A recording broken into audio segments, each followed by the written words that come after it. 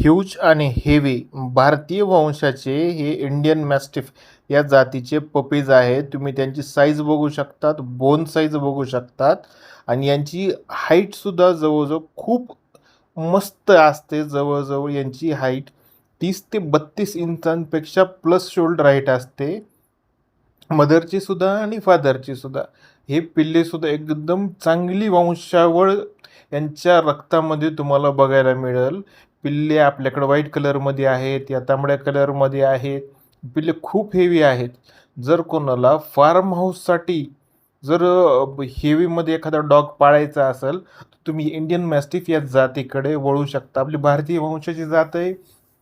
आपल्या मूळचं रहिमान आपलं वातावरणाने व्यवस्थित सूट होतं. जर कोणाला लागत असेल ते व्हिडिओचा स्क्रीनशॉट व्हॉट्सअपला टाका. मी तुम्हाला अधिक माहिती व्हॉट्सअपला देईल. धन्यवाद.